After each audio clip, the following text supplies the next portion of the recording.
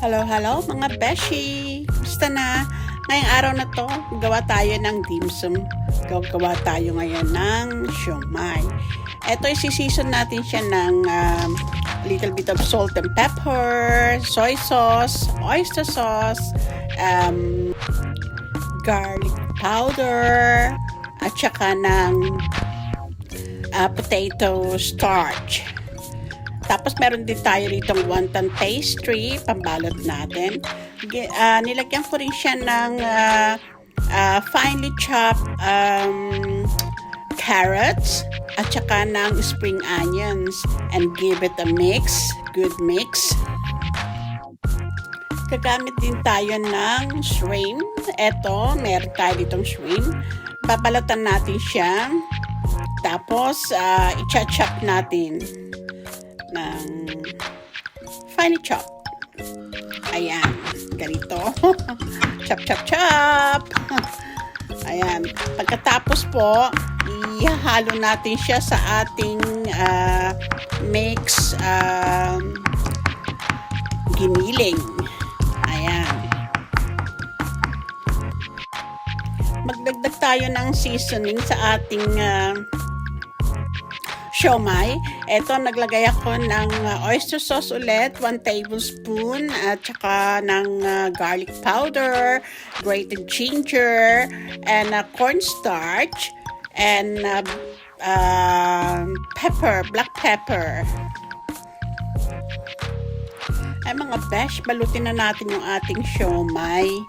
Eto, ganito ako magbalot ng siomai. Napakadali lang. Ayan, at saka yung nabili ko palang pastry, yung wonton pastry.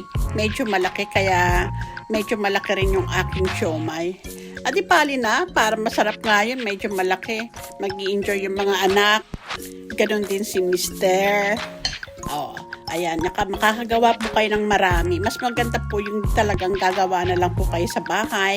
Nalalagay nyo pa yung gusto nyong ilagay. Masisiso nyo pa kung gaano kaalat o kasarap yung inyong siomai. Hindi nyo naman po kailangang gamitin lahat itong nagawa nyong siomai. Ngayon, pwede nyo po siyang itabi sa freezer. Tatagal po siya kahit ng mga ilang weeks sa freezer. Ngayon, pagka nag-crave kayo ulit sa siomai, tanggalin nyo lang sa freezer, then steam nyo. Ayan, voila! Meron na kayong instant siomai sa bahay. So, yun lang po ang kagandahan pagka gagawa kayo homemade. Pwede nyo maitabi sa freezer. Kahit anong oras, pwede na mag-crave kayo, meron kayong makukuha sa freezer. O kaya pang midnight snacks ng mga bata or ni Mister, pang pulutan. So, eto po ang convenient na meron gagawa ka ng madaming siomai sa bahay. Kasi ganun po ginagawa ko.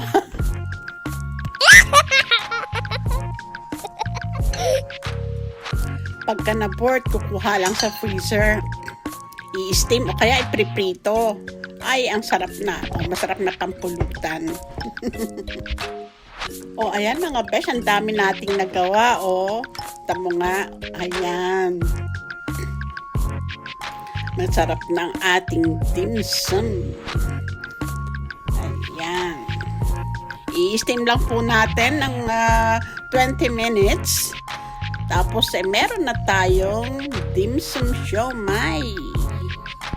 Ayan. Ayan mga besh. Gumawa na rin ako ng wonton. Yung wonton, para pang wonton soup ko. Ayan. Kita nyo nga, daming magagawa kahit na yung pareho ng palaman yung feeling nyo. Ayan, pwede nyong gawing wonton para pang wonton soup nyo. Ayan mga besh, ang ating steam siomai, ang ating dim sum. Thank you for watching. Bye!